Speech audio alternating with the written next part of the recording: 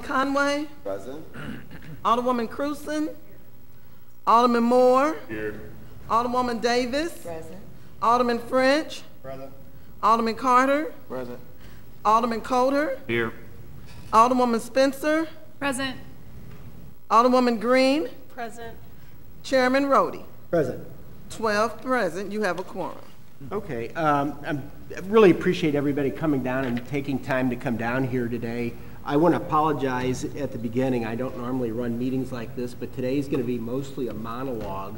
And when we discuss things as a group, we have to publicize it in the sunshine, for sunshine reasons. So if we're going to talk about this, we have to have a meeting, and I appreciate you all coming down. I tried to make it so that everybody knew it was kind of an optional type of thing. We're not going to take up any legislation, no formal action.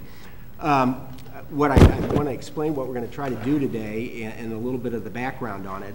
Last year when I became chairman of the HUD's committee, I told everybody I was going to go ahead and take a look at how we're using economic incentives.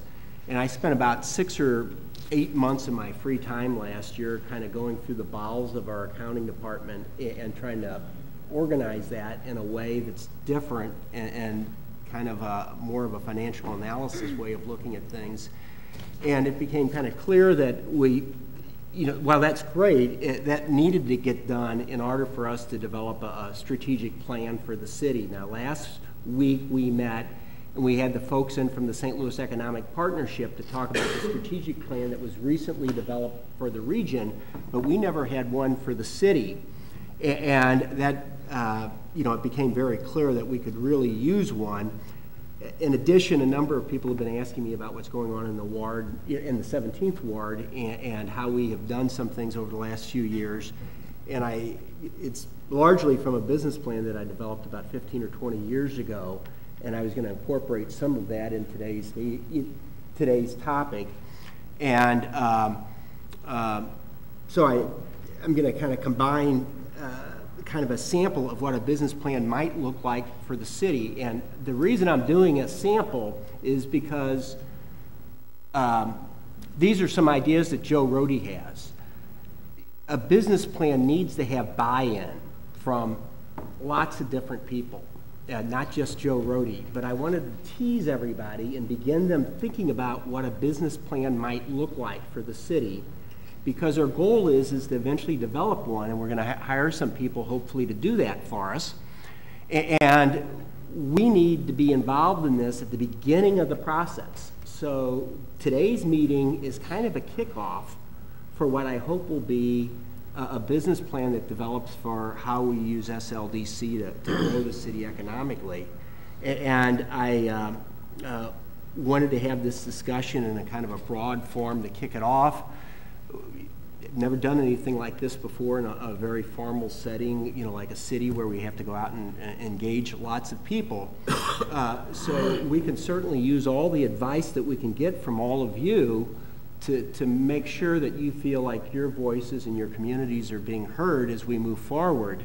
But if we're going to develop a business plan, it needs to be based on some kind of data-driven type of decision, so that we have some supporting thought, and analysis to kind of support our outcomes.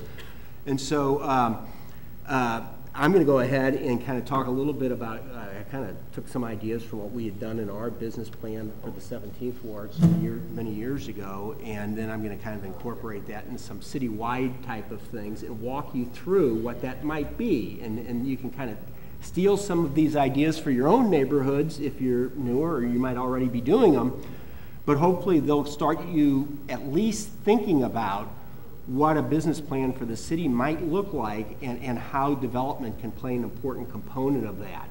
And so this is really important to understand. This is not a business plan. This is, and you'll see we have all kinds of things in here that collide. So if we go one way, we can't really go the other way, and we'll kind of highlight those.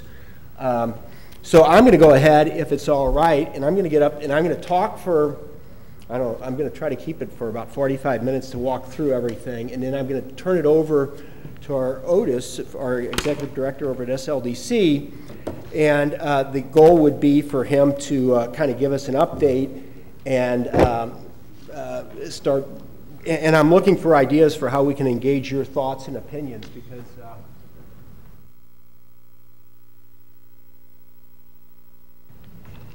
I'm really interested in trying to go ahead and begin thinking about doing things differently.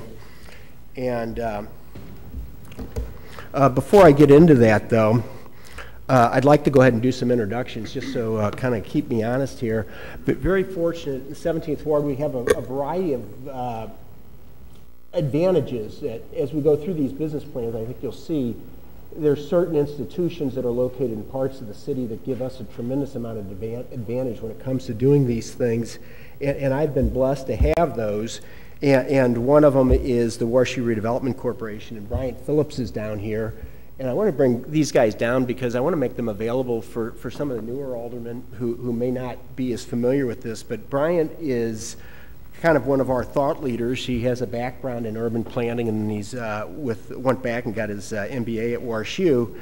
And Brian has the advantage of going around to seeing all different parts of the country and bringing back some of the best ideas other parts of the country, and has been very, very instrumental in what's happened in the Central Quarter, at least in the 17th Ward. And now his efforts are spilling over. I think Lyda acknowledged, you know, they're involved in the 28th Ward as well. We have Brian serves as chairman of something we call Park Central Development. One of his interns, Brian, how long have you been over there? We've been working together for 19 years. Brian and I have been working together. So, and then he made a wise hire a number of years ago, and he hired Brooks Gettiker as one of his interns. And Brooks now is our executive director. And Brooks, you've been working in the neighborhood for 13 years. And then, I don't know if we have our NSO here or not, but one of the great things about having a business plan is that everybody kind of buys into it and they know it. And I'm going to give a presentation that's different, but if we had one for the neighborhood, Brian or Brooks or NSO, everybody working with us could almost give that whole presentation, because they're all on the same page. And that's part of the value of having a business plan, is the buy-in. And many of the people from our community could stand up, take a look at the notes, and they could give the presentation. So, and then we've really had a problem a couple years ago. Block grant just gutted all of our community organizations. And as a result, many of them are disappearing. The biggest challenge that we're going to have going forward is having the resources to build consensus. Now, a couple of us are kind of lucky. I am, you know, that we're going to be able to sustain that. We've figured out how to diversify our revenue sources so that we're not overly dependent on block grant. But many of these neighborhoods, when you go ahead and you try to develop, you know, a shared vision for your community, that is an incredibly time-consuming, and you will spend all of your time as alderman, and you won't have time to do anything else if you want to go ahead and try to develop a shared vision for the community. And it's going to be an absolutely devastating thing for, you know, this has just happened 2 years ago, and we're still experiencing the shakeout of it. And I don't know how some of the neighborhoods are going to survive this, much less how we're going to get organized and start moving forward. So there is a group called Community Builders Network, which has been kind of working on this, and it's going to be kind of a component of what, you know, the sample business plan that I have, and I'll kind of try to walk through that a little bit. But they have a fella, Umsel. We're trying to go ahead and get a lot more cerebral in all this stuff and get some academics involved. And so we have Carl, what is the official title? Carl is the graduate assistant for the Community Development Specialist for Public Policy for the, what's Todd's title? Is it? He's a professor. Desley Professor of Community Development or something to that effect. Forgive me, Carl. But Carl is working with the remnants of all these neighborhood groups, and we're trying to figure out what, you know, how we're going to get that support for the aldermen so that we can go ahead and start getting some technical support out in the neighborhoods to assist you not only on the technical side, but also on the consensus building side. And it's going to be, you know, it's going to be a real challenge, and we're going to begin addressing that a little bit. But we wanted to go ahead and bring Carl down here so you can at least be aware that those discussions are going on. And if you're interested in learning more about what's transpiring there. It's, I think it's absolutely critical work. Carl can tell you about that. And I passed out a couple handouts. These are something I had the building. I always keep tabs on my ward by building permits, but I passed out some building permit data. I thought everybody might want to see how their wards or their neighborhoods are doing, so that was passed out. Last meeting, I passed out some census data that showed how anemically our region was growing, and then I passed out this, and I encourage you, I'll talk about this a little bit later, but Brian brought this to my attention. It's kind of similar to what we've been doing in the 17th Ward for a while. So with that long preamble, let's go ahead and get into this. Go ahead, Terrence, scoot it over. This, the first page here, these are all the people that I've interviewed and collected financial data from, and just wanted to go ahead and acknowledge them. So we had Paul Payne from up at the Budget Division that was working with us, Beverly Fitzsimmons from the Comptroller's Department, Otis, obviously, and his staff, Don Rowe and Dale Rusatz, Leon Fisher, who was the CFO of the St. Louis Public School System. I met with him for a few hours. He, in the middle of this, transferred. I think he got hired in Houston or Dallas, so we lost him. And then Terrence here was our PowerPoint man to help us keep this thing, and I drove him crazy with a bunch of revisions, and there's still mistakes in this. But anyway, we want to acknowledge all of them for their help. Go ahead, flip to the next slide. So here's roughly what we're going to do. We're going to talk about, the first thing is incentives. How much are we spending on them?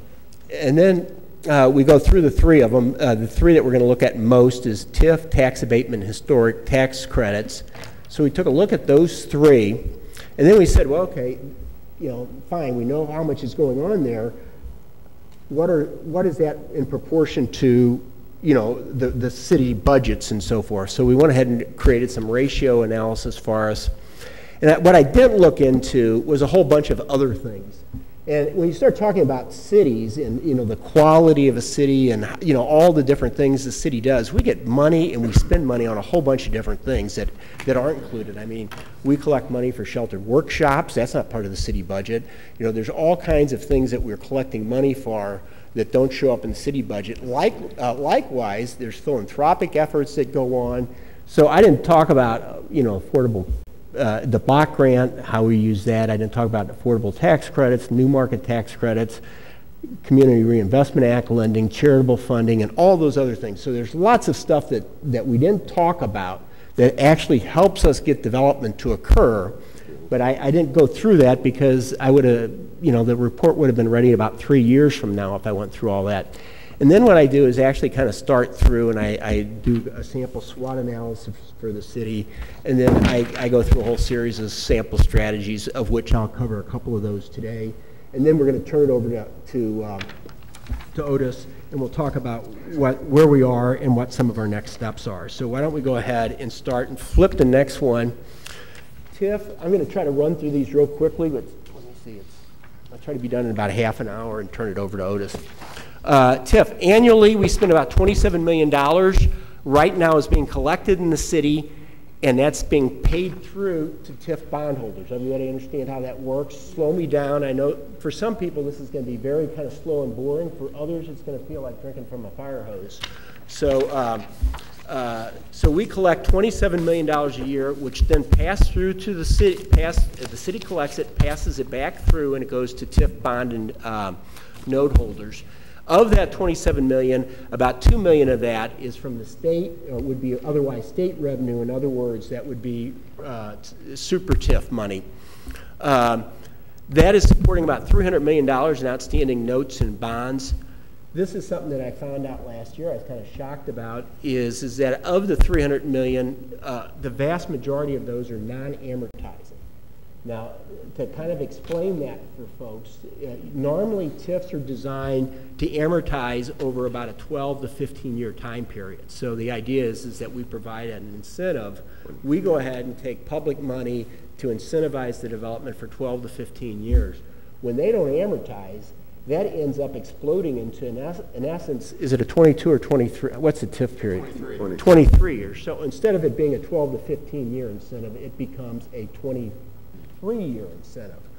And so the vast majority of TIFs right now, which were intended to be a 12 to 15 year incentive, vast majority of them are 22 years incentive. Then we call this a servicing fee in the banking world, but $1.2 million a year the city collects, and it's split between SLDC and the comptroller's office, and that acts as a servicing fee. So about 40 basis points. A basis point is 1% of a percent. So 0.4% is a way to think about that servicing fee.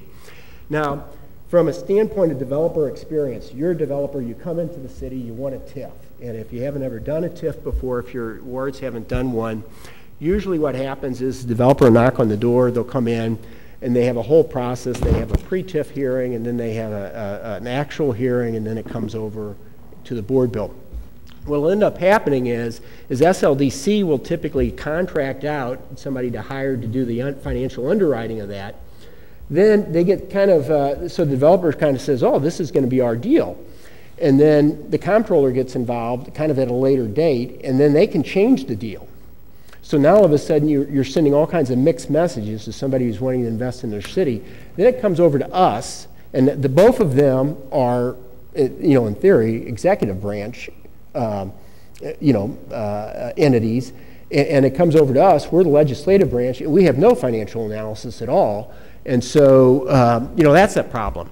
So that's SLDC and the comptroller typically underwrite separately. The Board of Aldermen does not underwrite.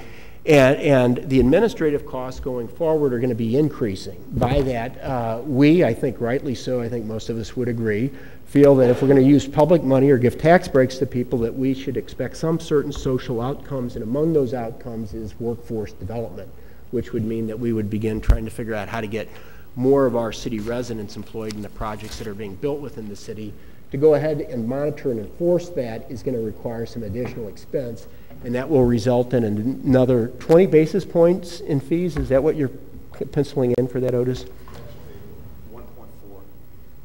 That was per the ordinance that was passed previously passed by the Board of Aldermen, was a desire to have TIFs and bonds support the MWBE initiatives that were created here in the city. And so that's an addition.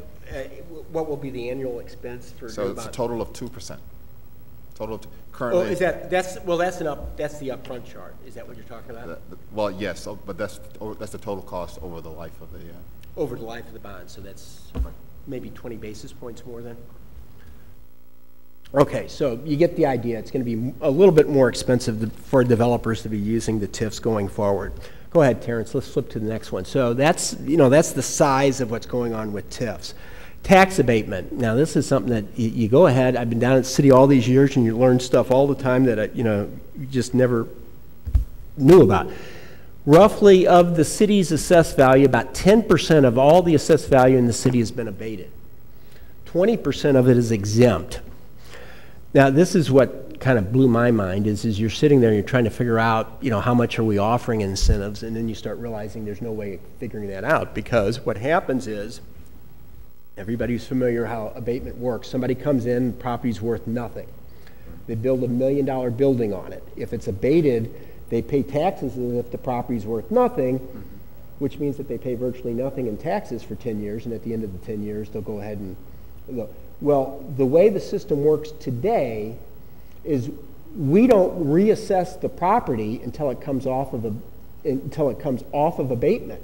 So we have no idea how much incentives we're providing on an annual basis through tax abatement.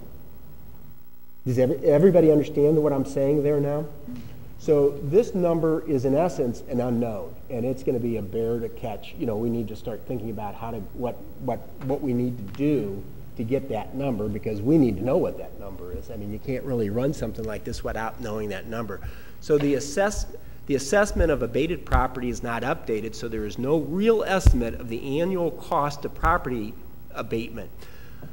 Though SLDC makes an estimate for taxing districts before the abatement begins. So we could go back and try to do that, but I mean, it's going to be a real challenge to come up with that number, at least, here short term. Fees for small projects do not even cover the cost of legislation preparation and processing, nor do the agencies involved assess fees. So when somebody comes in to do a two-family tax abatement or a single-family tax abatement, I think the fee for that's $100. Is that right? 200 for residential, 500 for commercial. Okay, I mean, you know, that doesn't even cover staff time. It doesn't cover copy costs. I mean, all of our time, we run down here for a meeting and stuff. So there's a tremendous amount of that abatement. In other words, we're not only subsidizing the project, we're not even covering the cost of subsidizing the project. And at least with the TIFs and stuff, we didn't cover that, but there's actually an origination fee of 60 basis points, which at least will cover staff time. So, you know, the tax abatement fees, you know, Otis's department's not even getting their costs covered. So we're in essence, just burning through staff time over there. Go ahead, flip the next one then. Historic tax credits. Now this obviously is not a city incentive, it's a state one, and it's one of the few ways that the state helps us. But I went ahead and wanted to take a look at this because I actually believe in historic buildings and saving them. It's just that whenever we tear one down, you tear one building down, everybody says, how can you? And I wanted to go ahead and get an idea exactly of how much we're actually, our effort to go ahead and support historic. So since the historic tax credit was passed 15 years ago, there's been almost $900 million have been approved. Those are mostly state projects, some federal, that were approved for here in the city. So we're getting about $60 million a year from the state historically to support historic restoration in the city. And of course this impacts the state or the federal budget, but not our own. Everybody kind of clear on where we're going on this? So let's go ahead and flip the slide then. Now this is awful hard to read, but I wanted to go ahead and kind of begin thinking about that money and begin thinking about what else you might be able to do with some of that money. So what I wanted to do was kind of put that in perspective. So you see the top line TIF revenues, $27 million a year, average annual historic tax credit, $60 million a year. Tax abatement for the city is unknown. On the low side, it'd be 25 to 30 million. I can just tell you that. I think it's far more than that. But that starts giving you an order of magnitude. Now, lots of people now, we have newer aldermen, younger people are wanting to go ahead and, hey, what if we had a better transit system? What would that do? Would we have to subsidize projects so much if it was easier to get down there? Maybe people would be willing to pay more if they didn't have to go, if they had a really good transit system. So to give you an idea now, this is just the city's contribution to Metro, but the city's contribution to Metro is $37 million.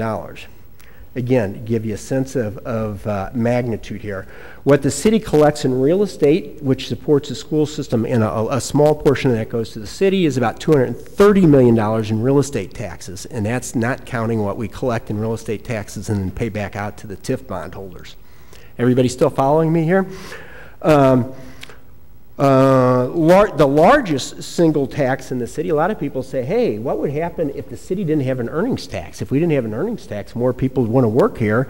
If more people wanted to work here, we might not have to subsidize development as much.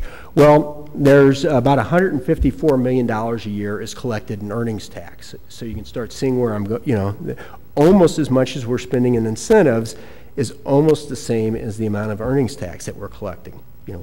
We're at least in the same realm. And of course, every 5 years we have to re-vote on that.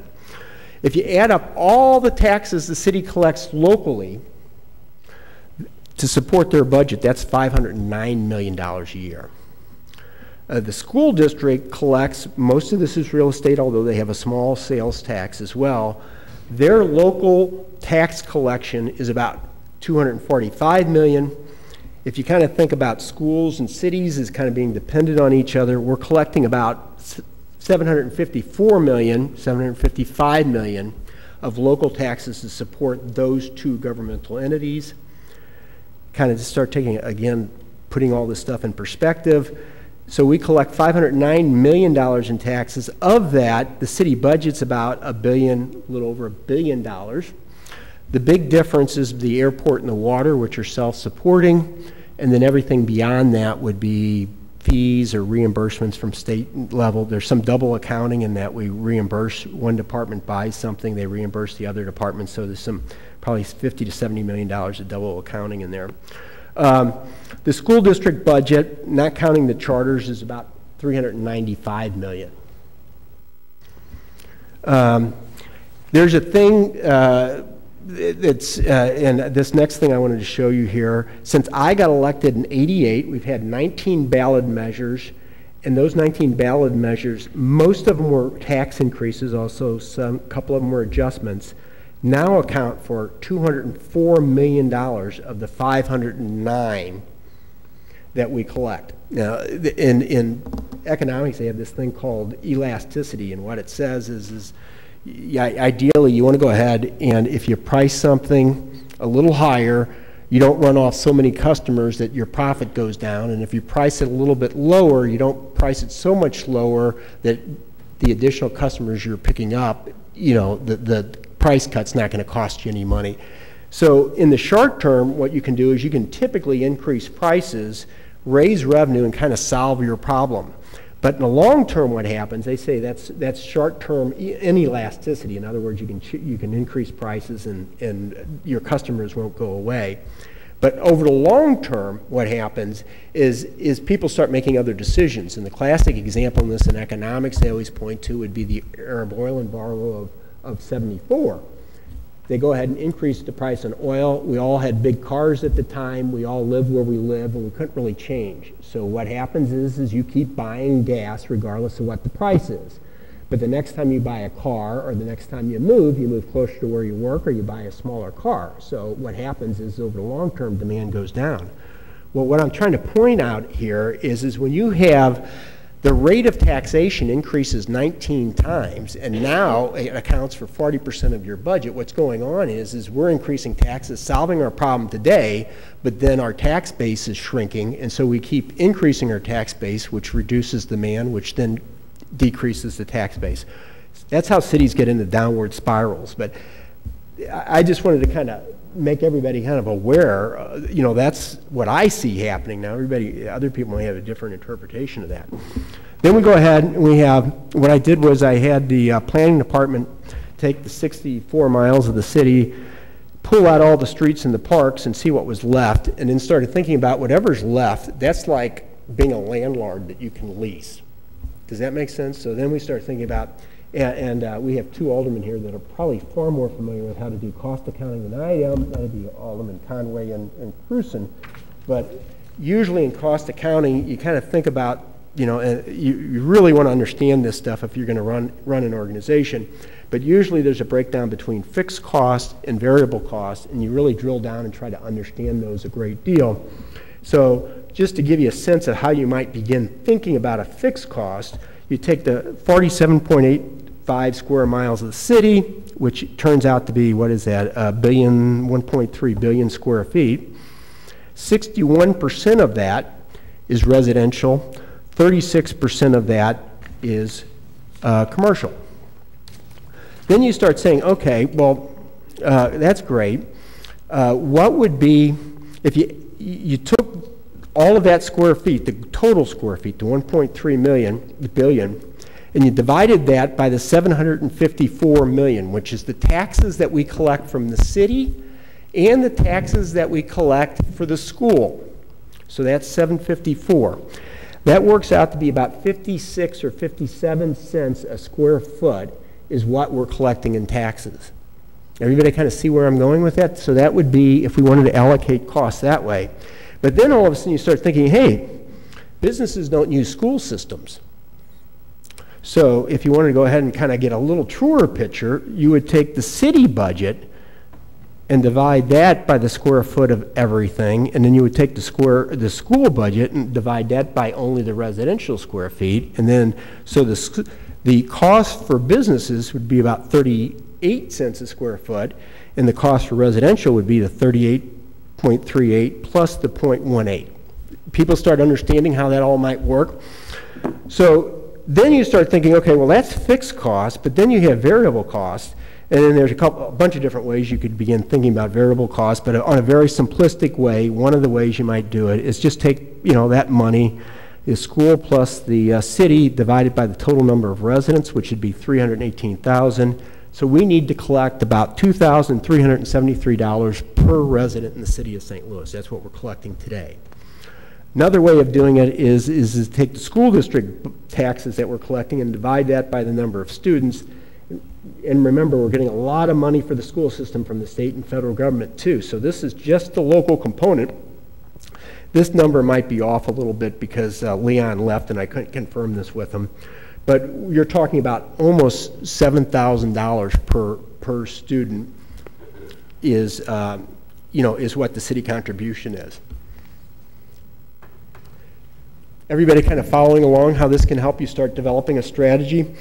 Then if you go ahead and some of the taxes, it's really hard to begin thinking about taxes and allocating those to either businesses or residential and so forth. But I can tell you, commercial property represents less than 50%. And you see that up above. Commercial property owners pay over 50% of all real estate taxes. If you take a look, every tax that you can go ahead and identify by zoning, the commercial are going to pay a higher share. So if you're talking about, gas tax, so we have a natural gas tax in the city. They pay a higher portion of that. If you take a look at the electric tax that we have, the utility tax, they pay a higher portion of that. If you talk about payroll taxes, it's like who pays that? The amount of data that we have and the quality of the data is just really not very usable right now. And to go ahead and start developing a really thought out strategy, and you can get really granular with this, and we can get very, very sophisticated with it. You start thinking about the impact that different taxes have on different businesses. If we want to go ahead and encourage a dense employment center, I can tell you an earnings tax is going to discourage that. If you're, something like somebody use a lot of natural gas in their manufacturing process, a high natural gas tax might end up discouraging that. So there's all different types of strategies of what that you can adjust these taxes to target different businesses that you might want to go ahead and do. I can assure you none of that has been done historically in our city. And the whole idea of incentives is to kind of adjust our tax rates so that we might be target certain industries. But if you haven't been down here for a while, the deal is somebody walks in off the street, they say they want tax abatement or they want TIF. Generally the answer is whatever you qualify for, we treat everybody the same. So we don't differentiate between offering those incentives from one business to another business. So somebody could conceivably come down here and they open a junkyard, which is, doesn't really create very much in taxes at all, is detrimental to the area around it, and yet they very well may end up qualifying for incentives. It's just there's whole industries that we should be thinking about perhaps treating differently when we go ahead and start establishing a tax policy. Now, if you want to get really Machiavellian about this, and I'll show you where you can go, this is something that I would never support, but I think we have a real responsibility in public education. But think about if we have a family with 4 children who are attending public school, and the local support for that, almost all of the cost in education is going to be teacher salary. My quick analysis was about 80% of it. And so almost all of your education cost is what we would refer to as a variable or marginal cost. So we're spending, that family of 4, they have our family of 4 children, 12 years of school, that's 48 years of school times $7,000. You can start realizing that from our standpoint, if we wanted to be kind of, irresponsible, we could buy them a house in the suburbs someplace, give it to them, and tell them to go out there and educate their kids out there. Now, I'm not advocating that, but you can start seeing where an analysis like this can start leading you to going ahead and developing those types of processes. So that's kind of what I wanted to do. There is huge amounts of work that need to be done. I'll give you a couple ideas. We don't know the percentage of people who work in the city when we're trying to understand earnings tax. We should know the percent that work in the city versus the percent that work in the county. We don't, Rise actually did do an analysis on the, we're leaking sales tax dollars enormously. So sales tax dollars, huge source of revenue. They've done analysis on that, but we've never incorporated that. You know, we need to really get our arms around that. Those are the types of granular type of analysis that needs to happen. I mean, there's hundreds of ideas that can spill, I shouldn't say hundreds, but there are any number of ideas that can spill out of that once we get our ideas, our arms around revenue and expenses and start allocating them more appropriately. Now, let's go ahead to the next slide. This is something that I've done for years within the 17th Ward, and Brian and I've had conversations about this as well. And this, forgive me, I do everything through kind of the prism of finance or business because it's my background. But years ago, when you're doing an analysis for an industry, what you would do is try to go ahead and develop a financial, a mathematical model, a statistical model to help you forecast sales. And so what we used to do is spend lots of time going through Department of Labor numbers, and we would pump those into a software package called SAS. And then what we would used to try to do is figure out, okay, what are the key variables that are going to drive, if you're Anheuser-Busch, drive beer demand, and you start realizing that you can figure out that, gosh, if the 4th of July falls on a Monday and people don't have to go to work, it's a 3-day weekend and they'll sell more beer that weekend, or if the temperature might have an impact or disposable income. The joke about the beer was the economy gets bad, beer sales goes up.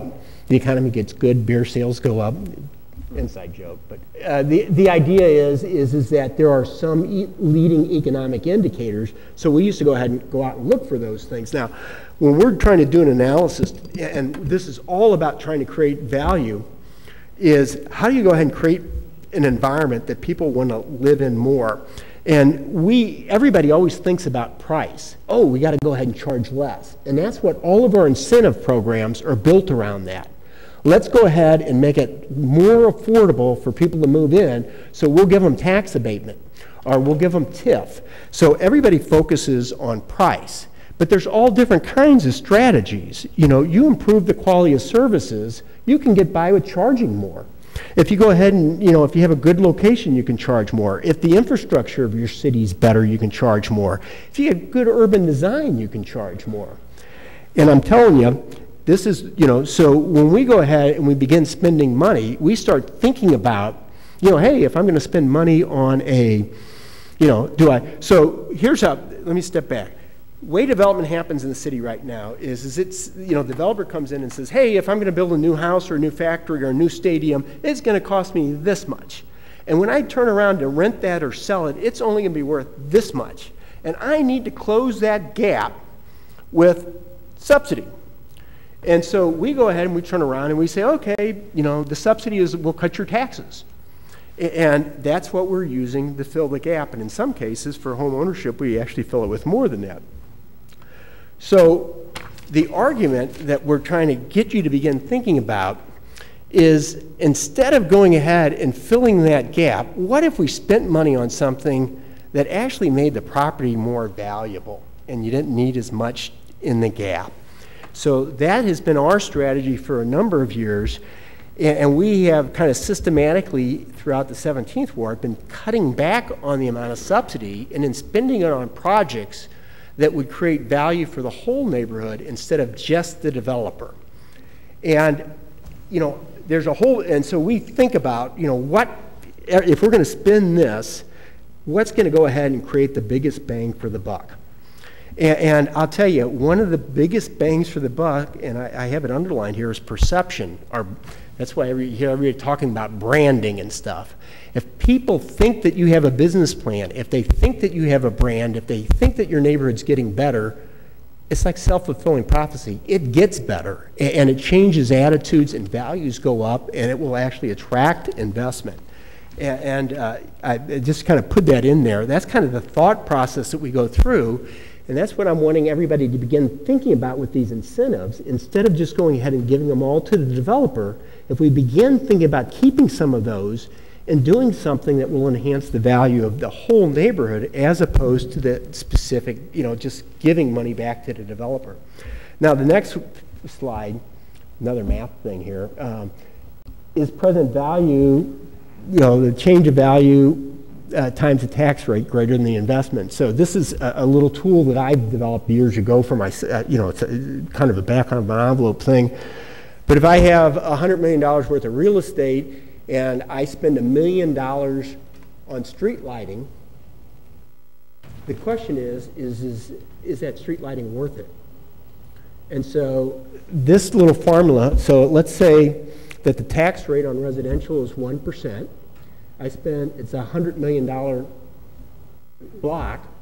If I can go ahead and increase the value by 10 million, 1% of 10 million is 100,000. I spend $1 million and I get 100,000 cash flow into perpetuity.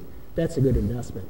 And that's the way we try to think about things in our ward as we begin making capital improvements. So again, it's kind of the same thing as the previous one, is you're trying to figure out, if you're going to spend money, where you're going to get the most bang for your buck. And, that's just kind of one of the tools. Now, go ahead and next slide here. If you go through and take the numbers that are available right now, and I can't tell you this is for all businesses, but in general what's happening is we're making money on businesses, lots of money. And this is like a transfer of wealth that's occurring. So we make lots of money on businesses. We make a little less money on residents that pay high earnings with no children in the, pay high earnings tax with no children in the public school system. We make a little less money, people on fixed income, because fixed income, they don't have salaries, so they're not paying into the earnings tax. And if they have no children in the public school. And then what are we spending money on? I mean, criminals and residents with children in school. So that's the transfer that wealth. I mean, what we're spending on the police department to incarcerate people, and gosh, the crime. I mean, when crime comes in, it just destroys value. The direct cost, we can measure. The indirect cost is unquantifiable. It is but it's enormous. And of course, we have a huge social obligation to go ahead and take care of the future, and we're spending lots of money on children. So when you start talking about governments, and we're trying to be creative, and this is the strategy that we need to get, is how do we take money from people who have it and give it to the residents of our city, and how do we create a transfer of wealth to that happen? So anyway, that's what's going on here. Now I'm going to go ahead and walk you through, and I'm starting to lose my, I'm at half an hour, I'm going to go ahead and fly through. Go ahead, go to the next one here. These are examples again. These are not anything. These are my view, and this has not been adopted. So we'll go ahead and do a SWOT analysis real quick. Go ahead, Terrence, next one. So you do SWOT analysis. You start out with your strengths. I'm just going to read through these. Economies of scale. St. Louis City is the largest of the municipalities in the region, so we do have economies of scale. The major institutions, when cities were old and they created these institutions, they create them in the core, and they are the anchor that is creating the redevelopment not only in St. Louis but throughout the city. Nationally, they call it the EDS and MEDS, so universities and medical centers, but WashU, SLU, the Art Museum, Botanical Garden, all that stuff's in the city. Federal, state, and city courts are located downtown. Downtown and the city neighborhoods are where the region and tourists recreate, celebrate, including destination park systems, our sports stadiums, convention center, the Jefferson National. So, it's the Gay Pride Parade, it's the Cinco de Mayo on Cherokee Street, it's the Grove Fest. All of that stuff's in the city. We have multimodal transportation center, highways, Metrolinx, bike path, historic architecture, federal employment center, Cortex is in the city, employment clusters, we have IT firms, so forth. We have a very high daytime population. We have unique neighborhoods and commercial districts, and we have a diverse multicultural population. I'm trying to go through here quickly so that I don't lose everybody and that we... Weaknesses, cities and elected officials with differing goals. Part of the reason why we're trying to meet here today to kick this off, that we start developing shared goals. Fractured and diffuse decision-making system. We have the E&A, the county offices in 28 wards. We have obsolete and polluted manufacturing infrastructure. We have a weak planning and financial analytic capabilities. You may think that I'm being critical of SLDC, but I think they do a remarkable job. We have just gutted them over the years, and they just, you know, they don't have many planners, financial analysts, or anything over there. We have a high tax, low service environment. Site assemblage is number one cost reason for job loss. Almost impossible to go ahead and get enough geographic area to expand businesses. Anti-development taxing structure. We have demographic challenges in that we have a disproportionate share of the region's poor located in the city. We have incentive-driven development community with inconsistent development policies. Every ward in the city could conceivably have a different strategy and going forward. School and city budgets are managed separately. That's pretty much a national phenomenon, but it still doesn't bode well for how you should do things. Large parts of the city feeling ignored from government. Long-term disinvestment in city neighborhoods.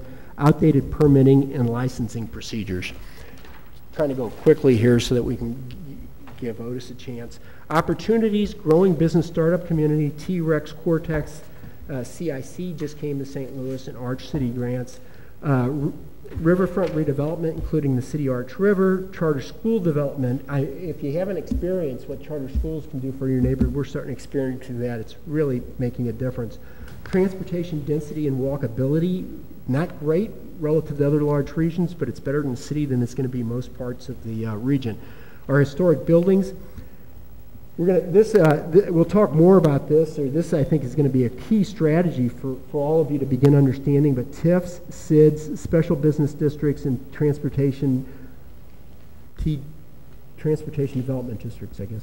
Back to the city movement, and then, you know, we have an opportunity. I mean, Ferguson was a wake-up call. I mean, this might be an opportunity for us to begin engaging the philanthropic community and using this, you know, as kind of a painful lesson for how to do things better.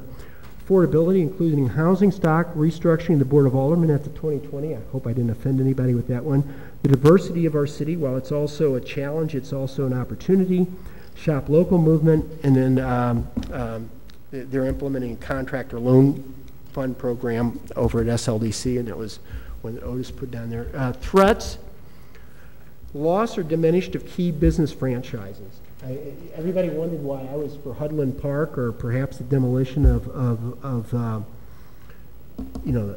Peabody. I mean, you go ahead and you lose these core institutions that provide the jobs, these unique strengths of ours, and it's just devastating. And it's almost, you know, you have to bend over backwards to make sure that we keep those things, whether they're stadiums and, you know, or we have to take a look at football. But anyway, city fiscal issues.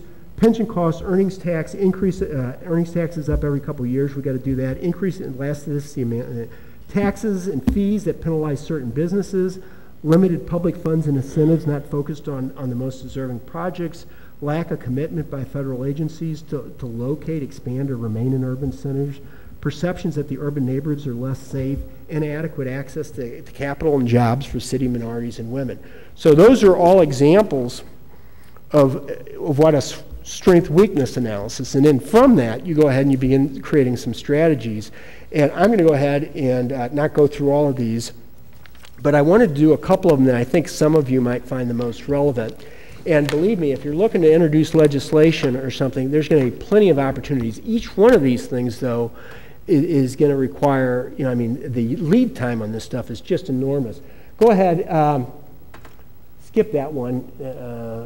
We'll do this one. Create a pro-development taxing environment. Increase the holding cost of undeveloped or underdevelopment property. Right now, if you improve property, your taxes go up. If you don't do anything with your property, they go down. And this whole idea of rewarding speculation, you know, are those properties that are being speculated on, are they paying that 57 cents per square foot holding cost? And they're not. The biggest winner, you know, everybody goes, oh, the historic tax credit, all those developers are making out like bandits. The biggest winner of Washington Avenue was a speculator who held all those vacant properties down there all those years. The historic tax credit comes in. He made out like a bandit. Now, a lot of those developers may end up going bankrupt, or they may years and years from now make money. But the guy who really made money on that was the guy who was sitting down there and held that for all those years. To encourage rehabilitation of existing structures, penalize the demolition of historic buildings, and increase the holding cost of historic buildings. Number 3, increase sin taxes on non-preferred types of development, such as, think about signs that line our highways. All the highways are prime development opportunities. Ever go ahead and try to get a development put up where one of those signs are? Those guys are collecting a couple grand a month in rent, and it's completely screwing up site assemblage, and they're paying virtually nothing in taxes, and they diminish the value of everything around them. Same thing with open storage and other things like that. We just need to begin thinking about how to go ahead and more appropriately allocate costs to those detrimental businesses. Improve economic incentives for property improvements, but reduce incentives that would lead to speculation. Decrease tax burden on improvements and maybe employment. Create a land acquisition fund. So that would be kind of the tactics that you use. But each one of those tactics are going to require a tremendous amount of additional analysis. Here, and this is one, this is, really timely, and this is going to be where we probably require the most thought. Weaning developers off of incentives. That's the, that's the one up here. And if we begin doing this, we can start creating pools of money that we can do something else with. And right now, we provide incentives to everyone. If you do incentives for everyone, it's not an incentive, it's an entitlement. And that's what it's become in the city. So how do we wean developers off of incentives? We create caps and time limits on the amount of incentives available. Now, these are all different ideas. A lot of these are going to be conflicting, and we're going to need to sit down and hash this out amongst ourselves and try to hopefully come up with a citywide policy. Limit incentives to projects that create demand and not absorb demand. It's a subtle thing, and I'd explain more, but I'm kind of limited on time here. Link the amount of incentives to the market value analysis. We had a market value analysis done that showed us the areas with the lowest value and the areas with the highest value. So maybe we need to think about linking the incentives to that so that the areas with the lowest value get the higher incentives. Provide incentives to, this is the one that I want you to begin thinking about the most. Provide incentives to aldermen to reduce the amount awarded to developers by letting them keep the savings for infrastructure within their ward. That's something that we've been doing in the ward for a while. So let me explain how that might work. If you're out there telling developers no, that they can't have as much incentive in an environment where they've been entitled to, it's an entitlement. Every developer comes in to see me, they expect that they're able to get 10-year tax abatement. They're expected to get TIF and all that stuff. So starting about 10, 15 years ago, we started saying, oh yeah, you can still get that, but you can't get as much. And we're going to take a portion of that and we're going to put it in the ward infrastructure fund. And all of a sudden, who cares if they like me if I can go ahead and walk away from that discussion with lots more money for the infrastructure in my ward. And if I can do that because of the infrastructure, the Park Central, and we got bookkeeping, and we got, accountability and everything, most wards aren't going to be able to do anything close to resembling that. So maybe we need to think about how to do that at the city so that the city can actually come out and support you. And now all of a sudden, every one of these things become a negotiation between you and the developer. And to the extent that you win the negotiation, you get more money for your ward. Encourage SLDC to reduce incentives by letting SLDC redistribute the savings for staffing, financial planning functions, and others within their agency. Create win-win opportunities for wards not getting traditional economic development. Stop providing incentives for occupied and economically viable buildings. Develop criteria for the use of incentives, design, site plan, environmental footprint, maximum total public subsidy, chains of use. So, maybe we can go ahead and become a little bit more prescriptive. Tie the subsidy to the cost of site acquisition. The lower site acquisition, the more the subsidy. Just a whole bunch of different ideas. All of those aren't going to work out. We might be able to pick up one or two of those. Most of them are going to end up being conflicting with each other. Lots of people are interested in the next one, so I wanted to kind of go through and talk about how we can go ahead and begin using density to our advantage. So while we're not particularly a dense city, we're denser than most of our suburban municipalities. So how do we go ahead and begin using it to our advantage, and how do we go ahead and take our very scarce resources and start plugging them into creating a strategy? So number one, create car optional zone with the expansion of hourly car rental shuttles, bike and pedestrian friendly zones, etc. Kind of that's going on now, but we could go ahead and really accelerate that. Coordinate zoning, transportation, tax planning to build a value proposition for both neighborhoods and employment centers. Right now what's going on is we go ahead and we zone and plan transportation and incentives all separately. So, you know, best practices would be that you go ahead and provide your biggest tax breaks for your densest areas that are along your transit corridors to go ahead and bulk up those. And then you go ahead and you start diminishing the incentives as you get into less and less dense areas. So the idea would be is that you start encouraging the use of transit. And you do that, we're planning all three of those things separately right now. Expand mixed-use development and shared parking facilities. The biggest obstacle to any of these commercial districts are going to be parking. And you know, we need to figure out how to go ahead and begin funding those parking, coordinating with the Treasurer's Office to develop a parking policy that promotes economic development, not just generate parking revenue. 5, modify parking requirements that other places around the country, somebody comes up and they want to have an occupancy permit, but they don't have enough off-street parking. What they can do is they just write out a check, and that check goes into a pool. And then that pool gets big enough, and then you start using that big pool to build structured parking. So you start developing kind of shared solutions. Right now, if they don't have adequate, they go in and you know, they have to either come up with their own parking. It's just, you know, it's just not best practices. Develop a city transit system that ensures neighborhoods have access to mass transit connecting dense employment centers.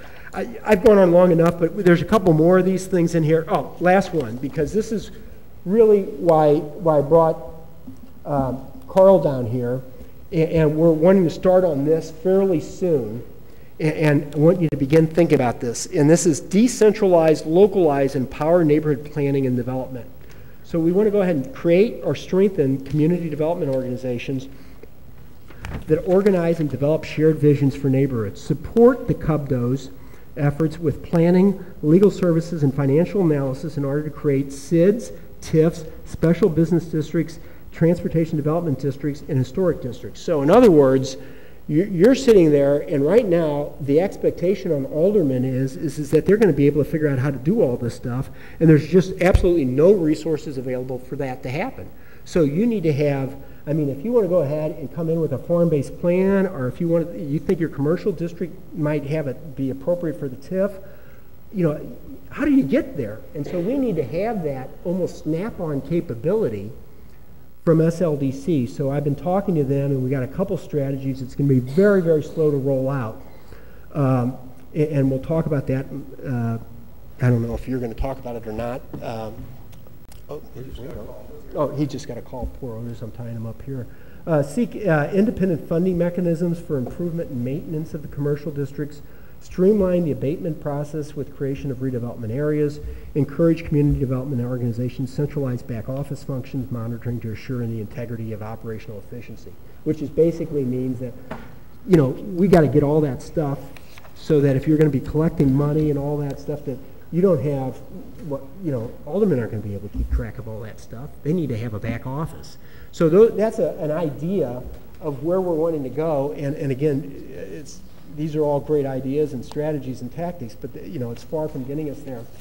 I wanted to go ahead and click all the way to the end, and then I'm going to put Otis up. And I just want to tell you, some years ago,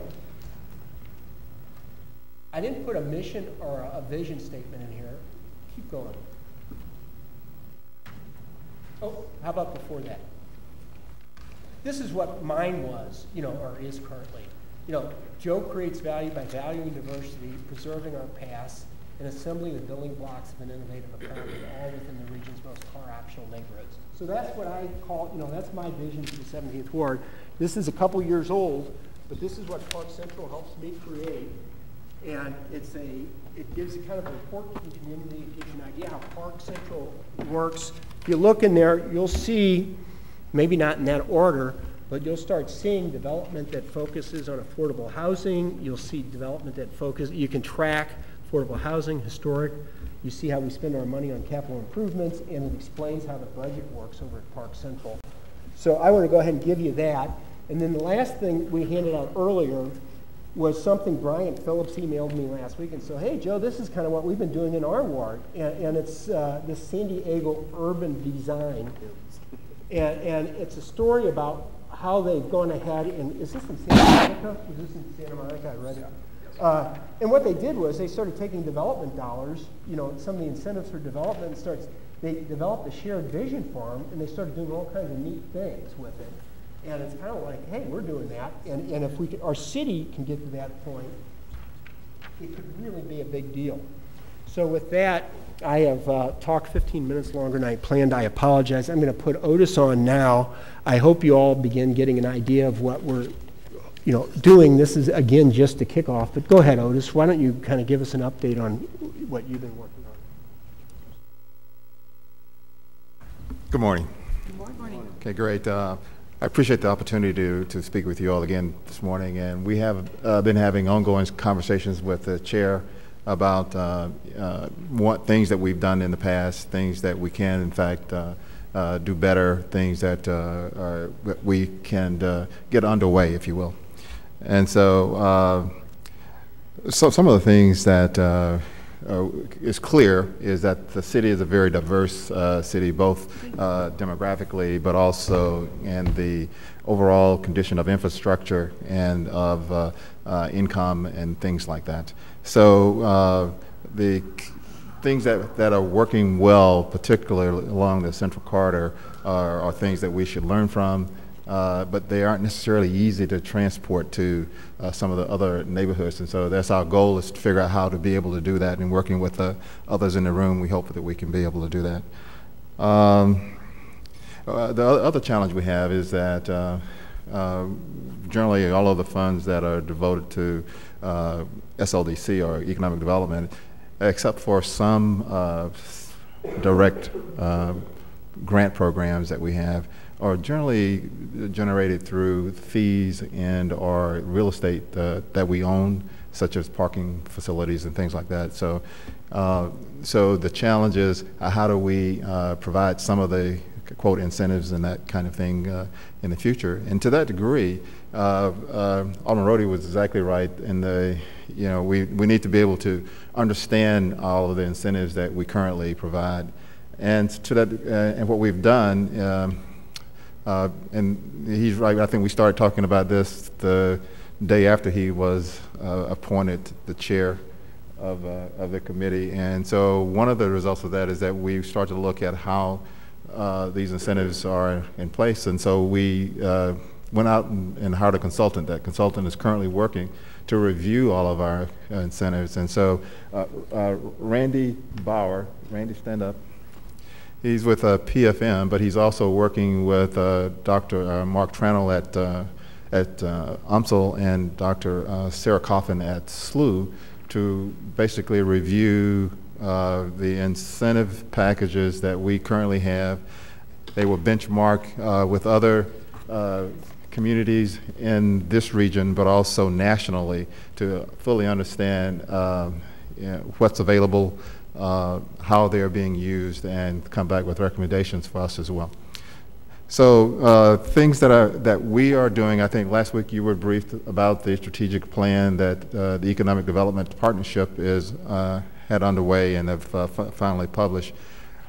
And really, I think the way we look at it is that they are, in fact, as I think one of their bylines on their chart says, they're serving the city and county. But we thought that we would start there as sort of an umbrella, because we're working together, and that our next steps were to be able to complete the comprehensive economic development strategy. that is underway, the one that is required for us to be able to get other federal grants, particularly from the Economic Development Administration. So that's underway. And the next step would be to do a real estate development plan that is focused both on the city and the region, but our concerns is the city. And so we will be directly looking at that. Alderman Rohde indicated our goal would be to come up with what I would call a strategic plan for the city, or an economic plan for the city, and that would be where we would go once we have sort of gotten much of the data from the incentive plan that's underway, and some of the other things that have been ongoing that will be included there. So I think what we want to do is to use a formal process to come and develop some of the things that he on his own developed, which was the SWOT analysis. And so we would go through a public process that would basically generate that. I call it citywide, and would include all of you and your neighborhoods in that process. And so we would end up with that SWOT analysis that would sort of say, we all agree that these are our strengths and weaknesses and opportunities and the threats that are there. So that is generally our next step. Along the way, we have been doing things that we have just completed or are about to announce. One is this disparity study, which is just complete, and we had the beginnings of a rollout, if you will, with the announcements in the last couple of weeks, what the results were. And so we are working with the consultant to develop the implementation plan based on the recommendations that were generated from that study. We will be announcing, the mayor will be announcing the $10 million contractor loan fund to facilitate access to capital to those that are in the construction-related field. And so by the end of the month, that should be another major event, and also should be a catalyst, we hope, to help those companies that are in that ecosystem grow. I think probably the most critical thing for us is to have a process for review of our current processes, and then develop the recommendations that for how we might be able to change or make things better for us. And so we will enlist all of your ideas and support, and then we will definitely include you in that as we go through the process of identifying a consultant to be able to help us with that. That won't some of this is limited by money, and so right now we are we'll be completing the incentive study. So as we get monies available, next step will be to go to do the strategic plan. And so with that, I'm available for questions. There was one point I forgot to mention, because Alderman Rohde mentioned the idea of reducing tax abatement and those things. Many of you may or may not know what we do, and we have on our own, based on an evaluation of the strengths of various neighborhoods, we basically, the recommendation that the staff will give to the LCRA or the PIEA, the bodies that grant tax abatement or recommend tax abatement, that particularly in Lafayette Square, the Central West End, some of our stronger neighborhoods, we don't recommend tax abatement.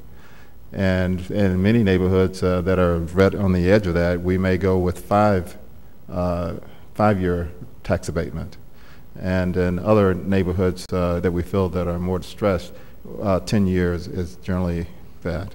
If they include low-income housing tax credits, because of the way the financing happens, that normally will come to the board with a recommendation of 15. There are occasions where you will find, dependent upon the infrastructure challenges and other development challenges, you will find maybe I call it the 1 to 5 in any year that we might come with anything over that 15 year. Yes. Thanks for those comments. A couple of things. Do you have a timeline for, and I guess this was at the back of Right, and I probably should go through some of the things there. I'm sorry, let me.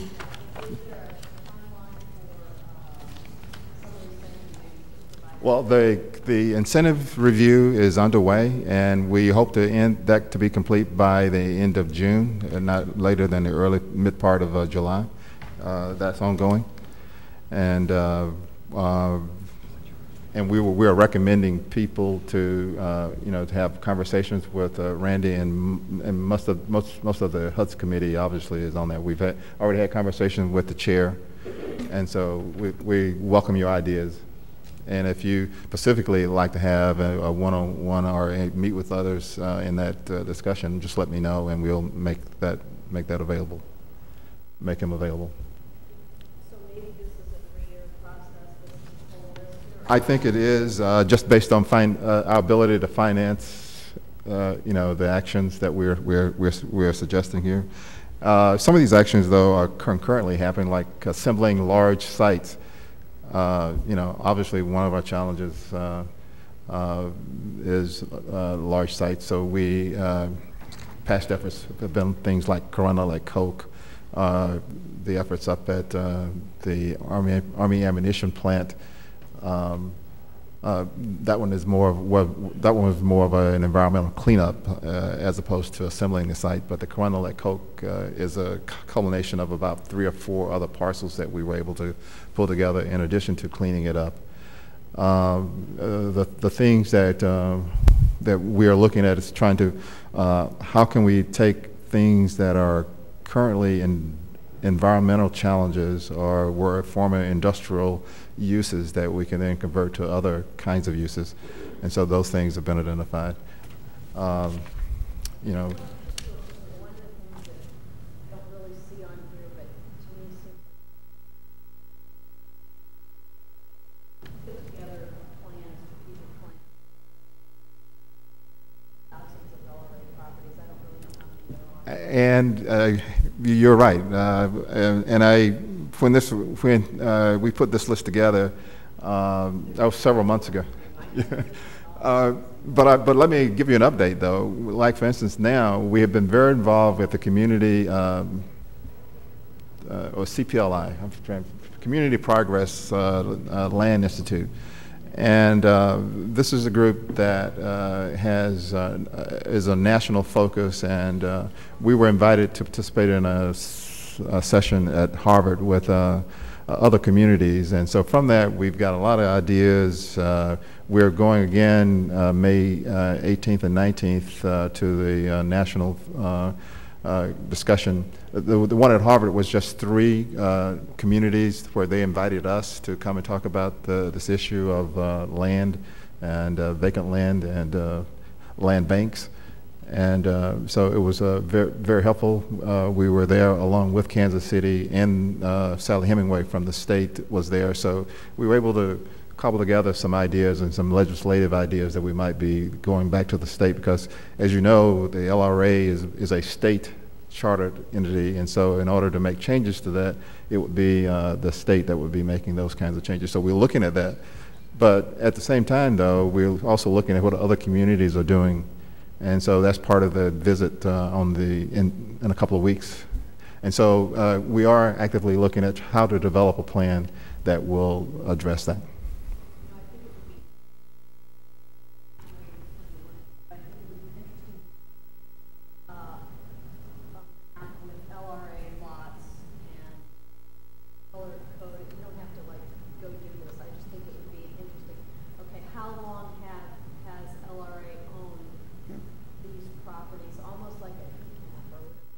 We have that map, and I already done.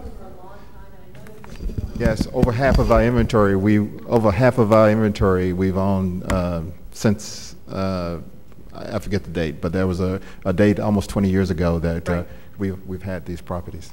And so but you keep, of course, getting more all the time, and that's a huge problem for you and LRA and all of us, and so some real, and I don't know what it looks like exactly, but a plan to try to really focus on some of that would I think benefit everybody.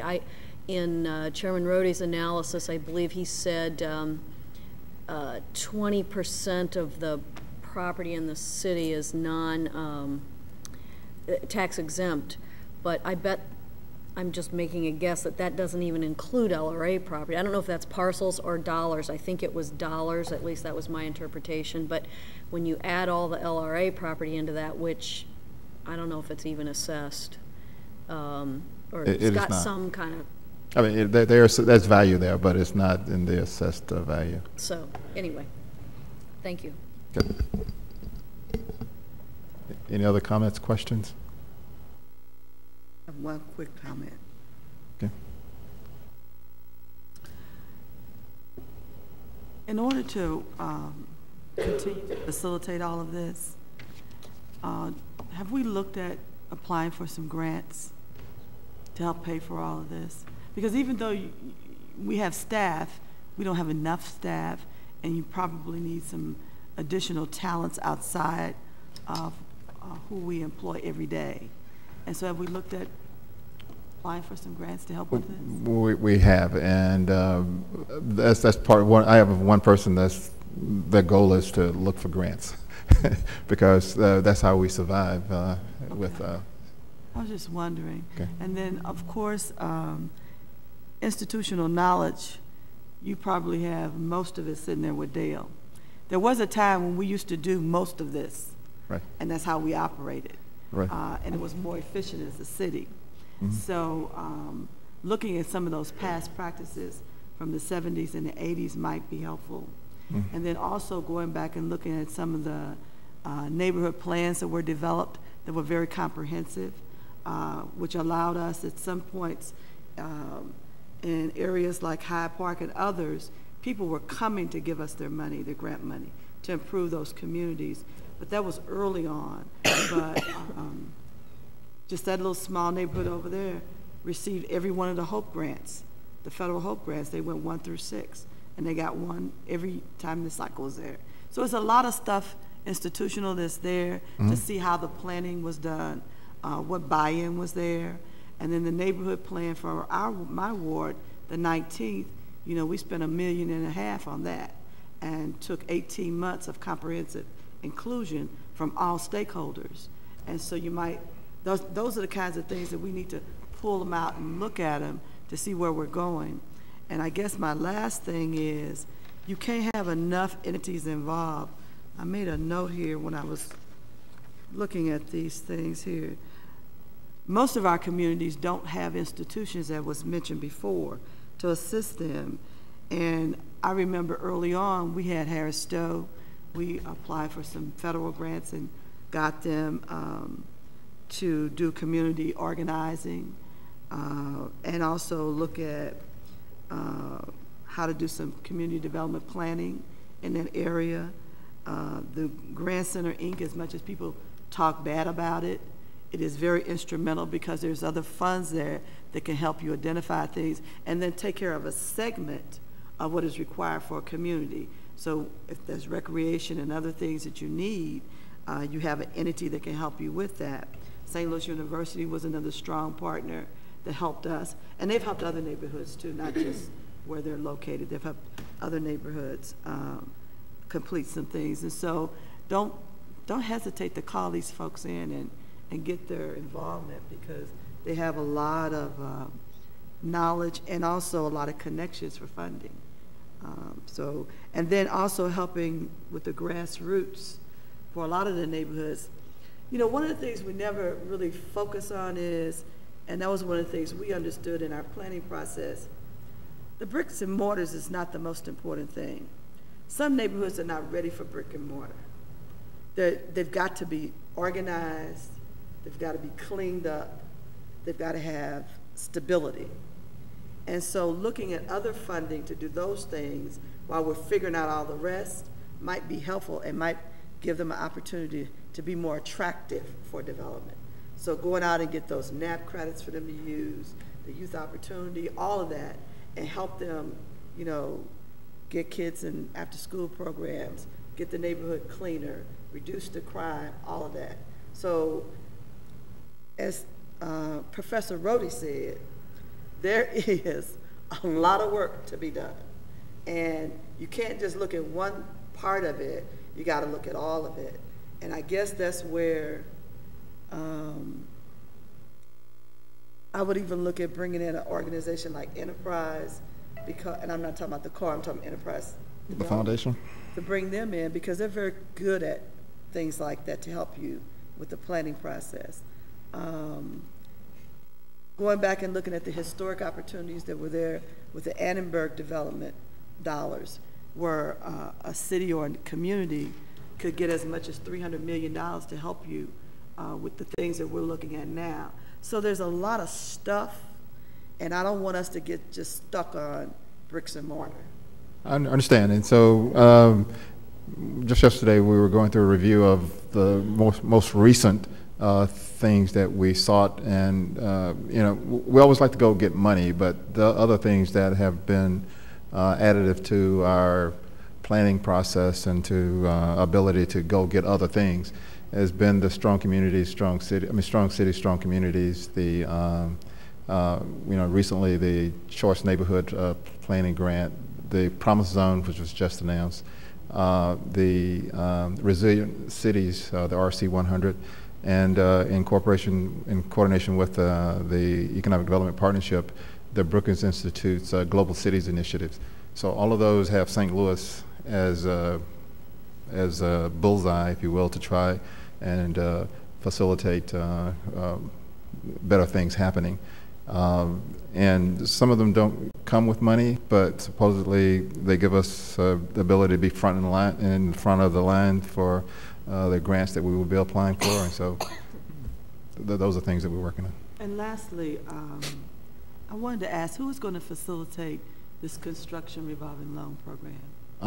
That is a public-private thing that was organized based on a request that the mayor had about a year and a half ago of us to try and work. So we sought out Stiefel. Stiefel immediately has sort of taken charge and is leading it. So Stiefel Bank is what I'm talking about. I'm just so happy to hear that. Okay, so Stiefel Bank is the largest investor, and they provided $3 million, and then $1 million each from Enterprise Bank, Eagle Bank, and Mid-States. I think I got that right. It's not Midwest. No, not Midwest. Midland States. Midland States. Midland States. Thank you. And then the rest are private contributions that have been provided from various entities, BJC, WashU. The largest contribution, individual contribution, has been from David Stewart with $500,000, Michael Nardorf from Centene for $500,000, and other major institutions in the area. So that's how we've been able to get to the 10 million. Okay, that's great. That's great. Thank you. Okay. Any other questions for Otis? Did you have some questions, Carl? I apologize for everybody. I promise future committee meetings will not have me being so much of a giving so much of a monologue, but I really wanted to go ahead and kick this off today. And then, Otis, what we really need to give some thought to is the touch points as we move forward in how to go ahead and when we start getting some of these Ys in the road that we, forks in the road that we figure out a way that we can kind of engage some of the aldermen in how to move forward, as well as the rest of the community. So I guess with that, unless there's any other comments, we'll call today's session adjourned. And hopefully every couple months we can have Otis come back and give us a little briefing on where we are on some of these things.